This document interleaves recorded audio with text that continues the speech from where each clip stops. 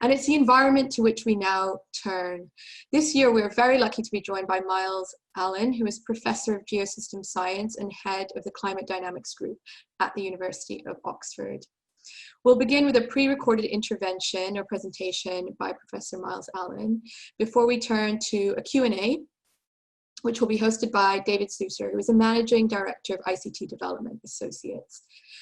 We'll then have a panel discussion starting at 3, which will be chaired by David and which will welcome 3 other speakers, all very highly qualified to speak on this subject. So I hope you'll not only stay for that, but also engage in the discussions. We'll end with a roundup at 4:30. For those who have signed up as well for the networking session at 5, don't forget to go to that. I know it's not the same as drinks in real life, but there's so much to talk about, so I do hope you go to that. During the keynote, do submit questions via the Q&A function, and don't forget to tweet as well with the hashtag UKIGF20. Right, over to the keynote.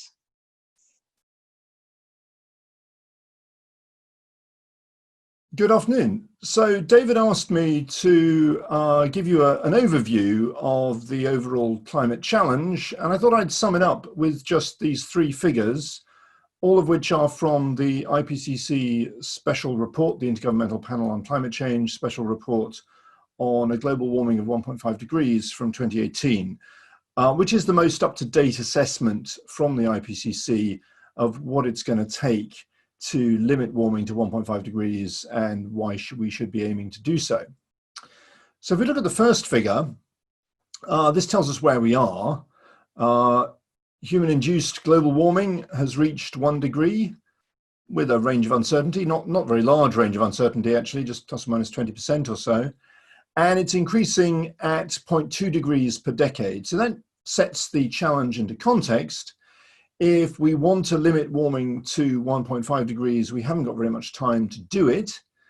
And we know enough now about the climate system to know what it'll take to limit warming to 1.5 degrees. Crucially, halting global warming requires net zero carbon dioxide emissions. That means for every ton of carbon dioxide released into the atmosphere, a ton has to be taken back out again. And also, it means no further warming from other climate forcing agents. The different plumes on the right of this figure here show the implications of earlier reduction in carbon dioxide.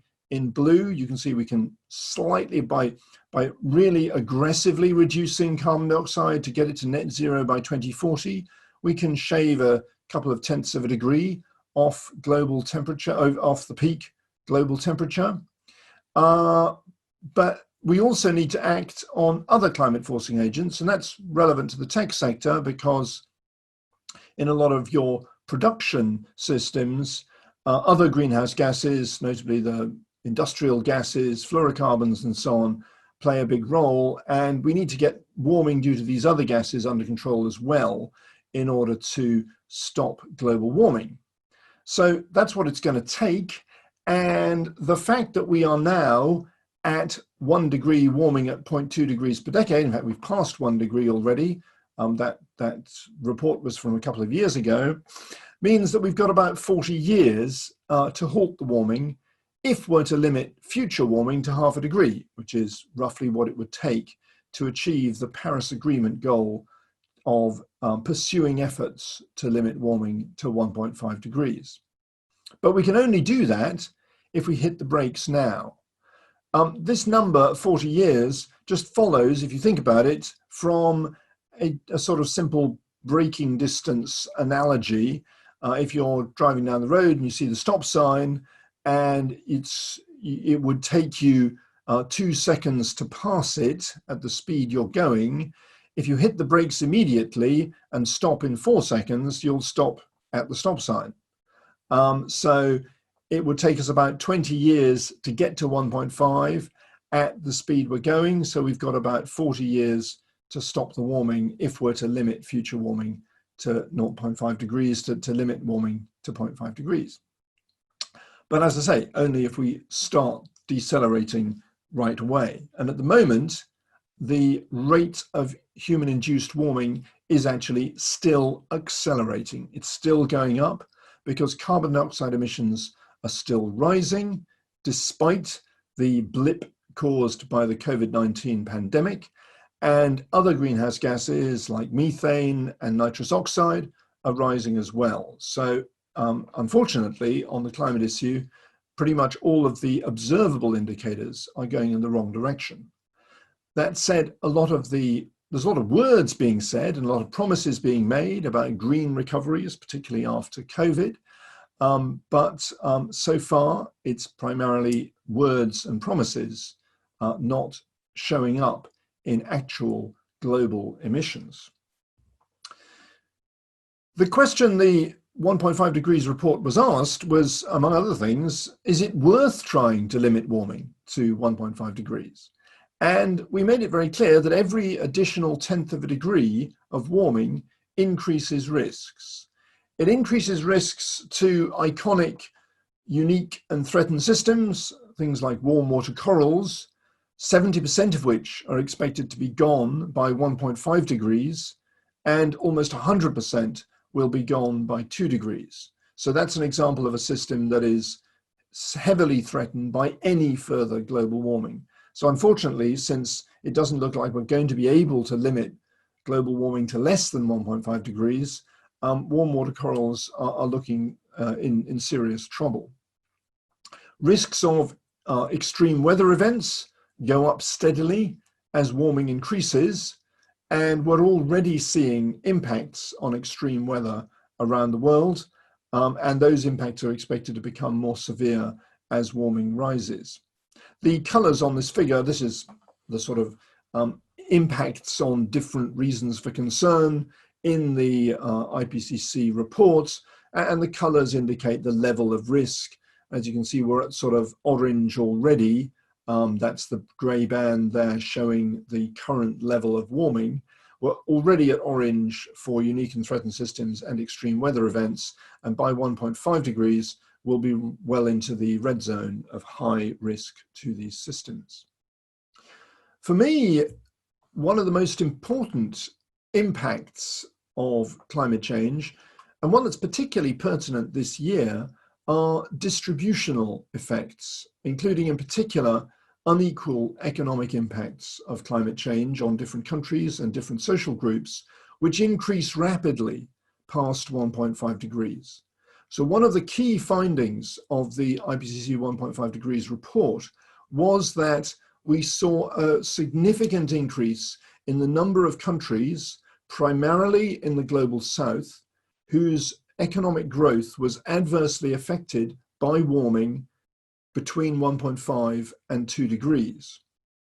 The reason this, of course, is important, although most of you, I would imagine, will be sitting in the global north, is that that kind of unequal impact of climate change is what's going to fuel geopolitical instability, I'm convinced, over this coming century, as those countries that are most adversely affected are also those that have contributed least to the problem so far. It sort of follows fairly logically that hot countries are more affected by warming than cold ones. There are indeed some countries who may see some near-term benefits from warming. Indeed, Russia is already planning scenarios for how they might benefit from some additional warming. But these benefits are extremely uncertain, and in a highly interconnected world, threats to supply chains mean that the impacts on other parts of the world feed through very rapidly into every part of the world, and the primary impacts of climate change emerge in hot countries simply because in the tropics climate is relatively unvarying, so it doesn't vary very much from year to year. So both agriculture and also in general infrastructure isn't really adapted to rapid climate fluctuations. So any warming, any change in climate has a disproportionate impact in that part of the world. Finally, the 1.5 degrees report looked at whether or not it was possible to limit warming to 1.5 degrees and concluded that it was. In fact, there were multiple pathways to limit warming to 1.5 degrees, but they involve a choice.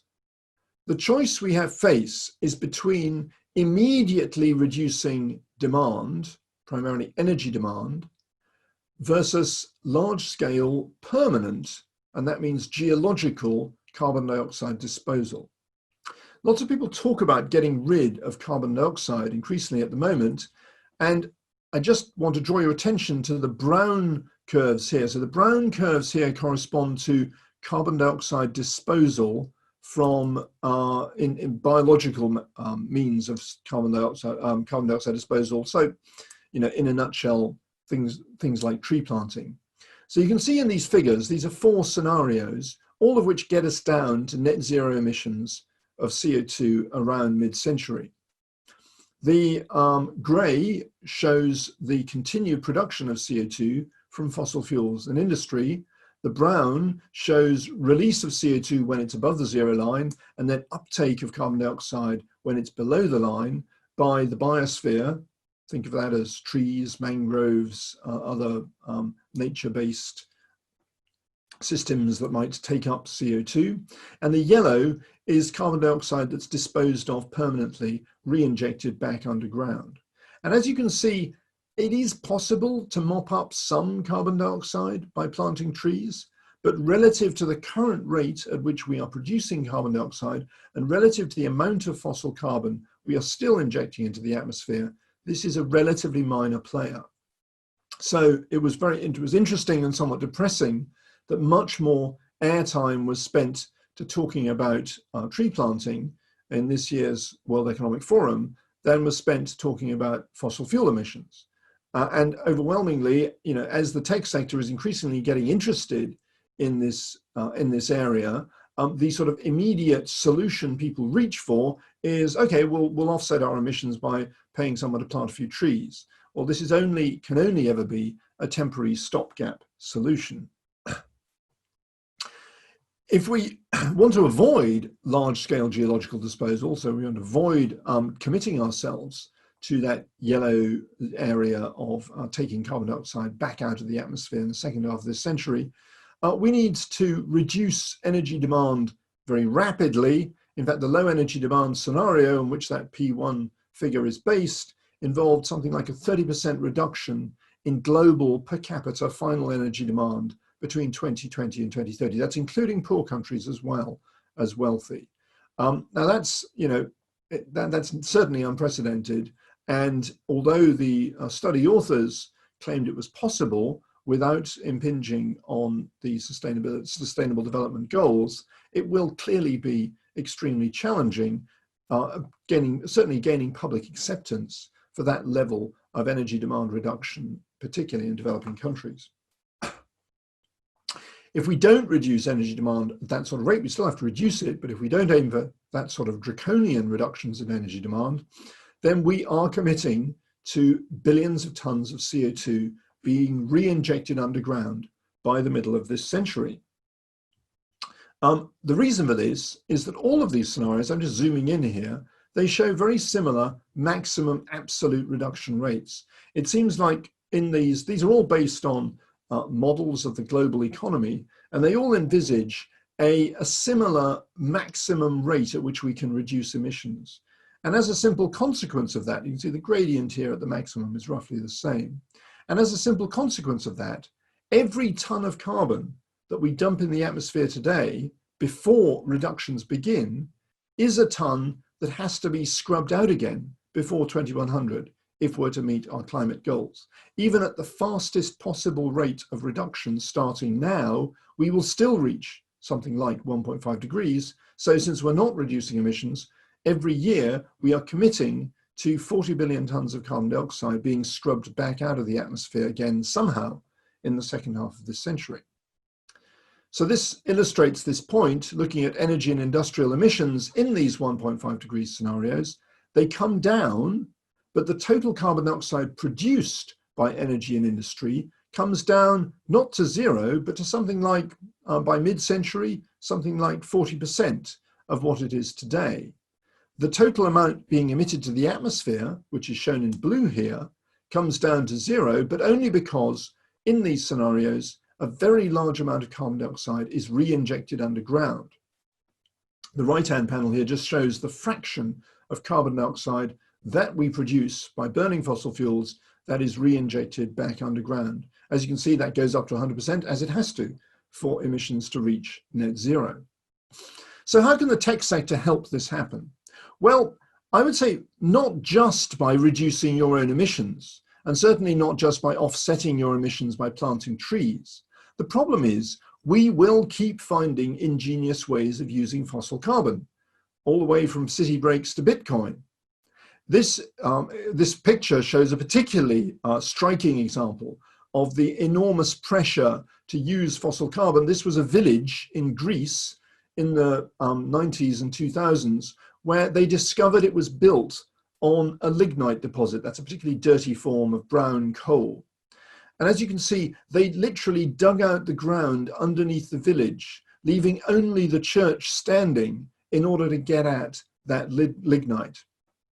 Showing that, you know, when people talk about all we need is a price on carbon, I think this figure illustrates clearly only a price as high as the threat of eternal damnation will stop people using fossil carbon. We are going to be using fossil carbon well after the point at which we have to reach net zero emissions if we're actually going to meet our climate goals. So it's not enough just to decarbonize your energy supplies. It's not enough for the tech sector to wash its hands of the problem. You have to decarbonize the fossil fuels that you're still using. This is perfectly possible. It's possible to capture the carbon dioxide generated by those fossil fuels, re-inject it underground, and this schematic shows just how deep it has to go in order to stay there, kilometers down deep into the Earth's crust, which into the same kinds of rock formations that the hydrocarbons that it came from have been stored under for millions of years. So this is technically possible, but it's not happening. We're re-injecting perhaps 0.1% of the fossil carbon we burn at present. And it's something the tech sector can help with, because if instead of just reducing your use of fossil carbon and your use of energy, absolutely instead of sort of planting trees to offset your remaining emissions, you should turn to your suppliers of fossil energy and ask them how they intend to reach 100% carbon take-back, meaning safe and permanent disposal of 1 ton of carbon dioxide for every ton generated by the fossil fuels they sell by 2050. Of course, doing this is going to make fossil fuels more expensive, but we have to do it if we're actually going to stop fossil fuels from causing global warming. And a relatively wealthy sector, like the tech sector, can play a vital role here by starting to demand safe fossil fuels from fossil fuel suppliers, not just less fossil fuels. To put this into context, a 100% take-back obligation would add about 50 pence to the cost of a litre of petrol. And that's pretty much what the cost of petrol has done in the UK, gone up in the UK between the early 2000s and 2019. So this is feasible, but it's not happening because fossil fuel suppliers' customers are not demanding it. And this is where you can make a difference.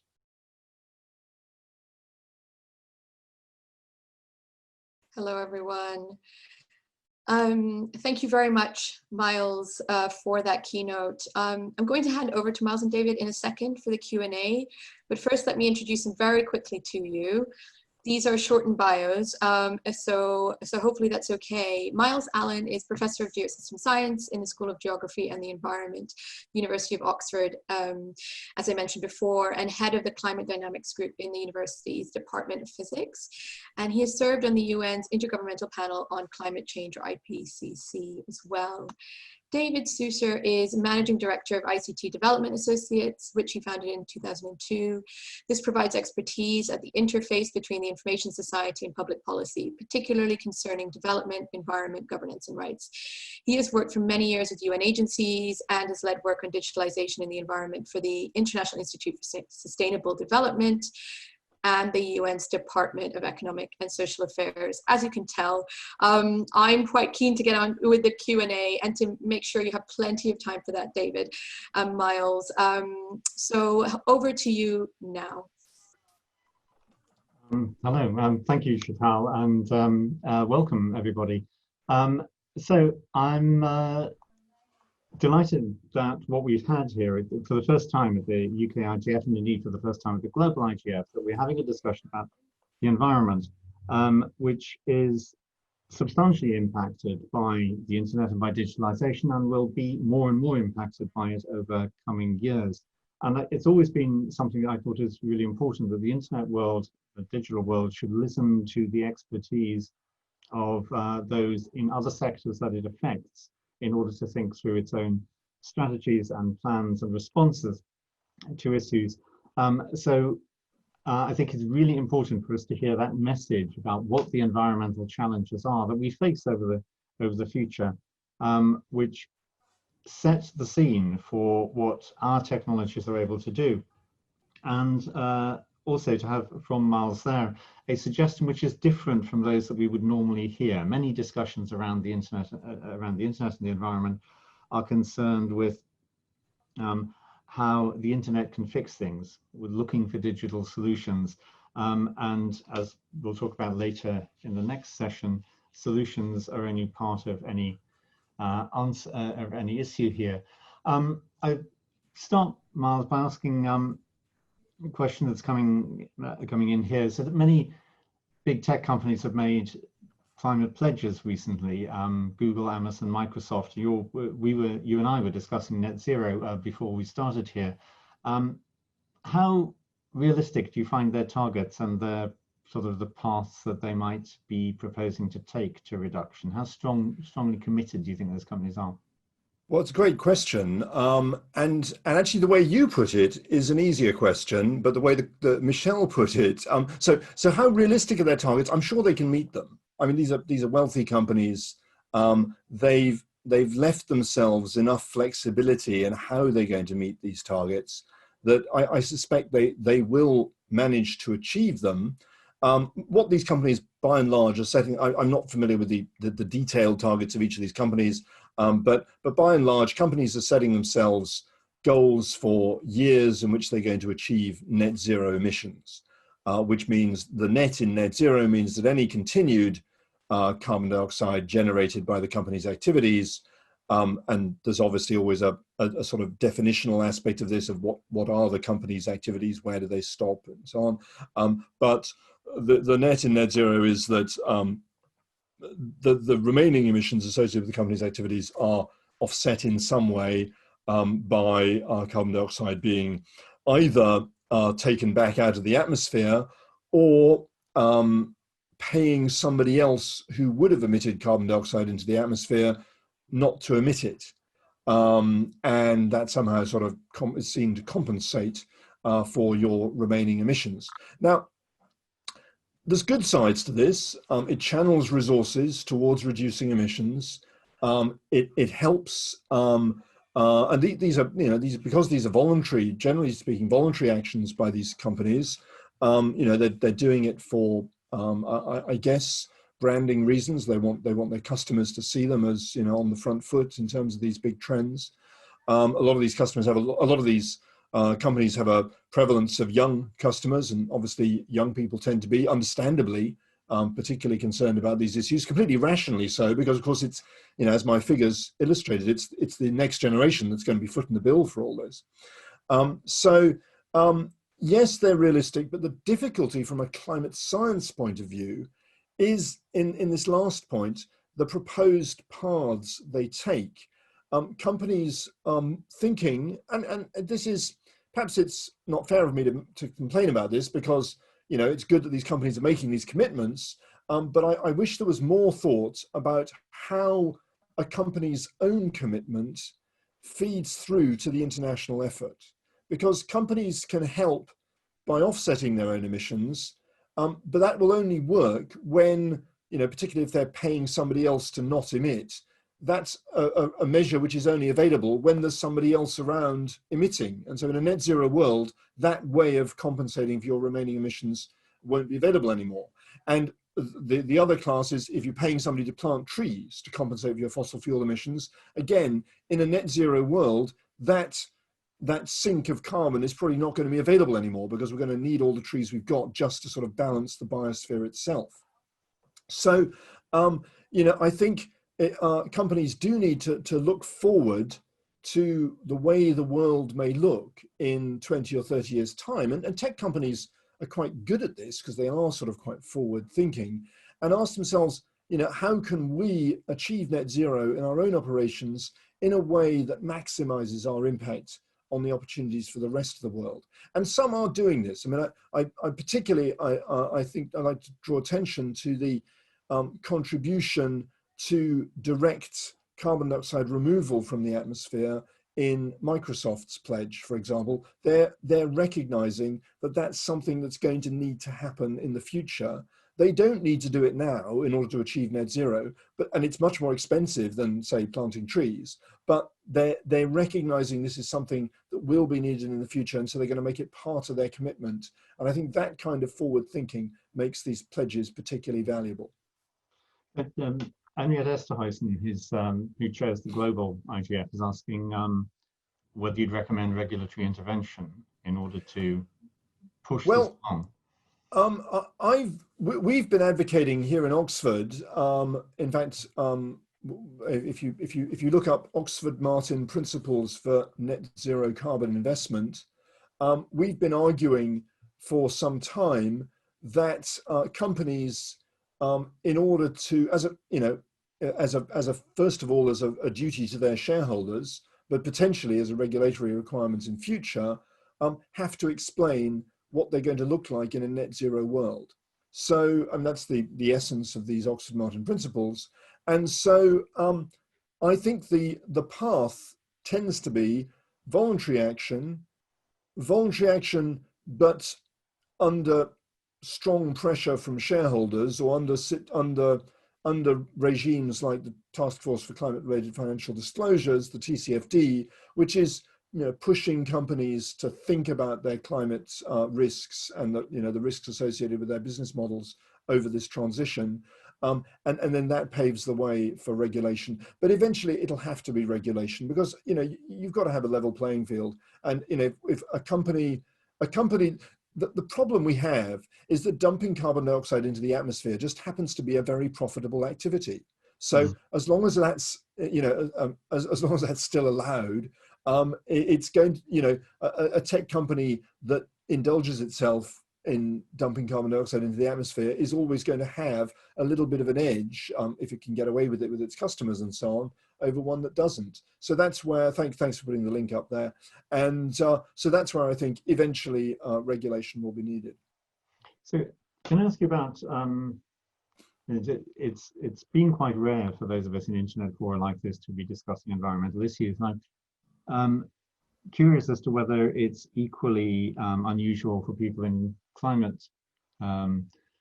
global climate fora, such as the IPCC, to be discussing the digital sector and its future impact. So can you say to what extent that actually happens, and whether you think we need more of that injection of the internet and digital issues into environmental discussions, and in particular, perhaps whether there's a way in which we can seek to make an input into COP26, which the British government is hosting next year? Yes, well, I mean, it's definitely needed, because, looking around before contributing to this forum, I was struck by the fact that in the approved outline for the current Intergovernmental Panel on Climate Change assessment, every few years, the Intergovernmental Panel on Climate Change does a sort of massive assessment of this current state of play in terms of climate science, but also climate the climate change emission reduction challenge. And it's striking in the approved outline for the Working Group 3, that's the working group that's in charge of mitigation pathways, of how we're going to solve this problem. the tech sector doesn't really feature. You know, there's chapters on energy, on land use change and agriculture, on transport and so on, but the tech sector isn't really singled out. And that is a challenge because, you know, as people point out, it's at the moment consuming more energy than airlines and growing faster than the airline sector in terms of its energy consumption. I think the reason for this, and so, you know, it may be a forgivable omission, because I think a lot of people see the tech sector as a relatively easy win, in the sense that it's relatively straightforward for the tech sector to use green electricity. By and large, the margins, except for some activities like Bitcoin mining, for example, where most of the cost is in the energy consumption, most tech sector related activity, the cost of the energy is actually a relatively small part of your costs. So using possibly slightly more expensive renewable energy isn't a big deal. So it's sort of seen as a relatively easy sector to decarbonize.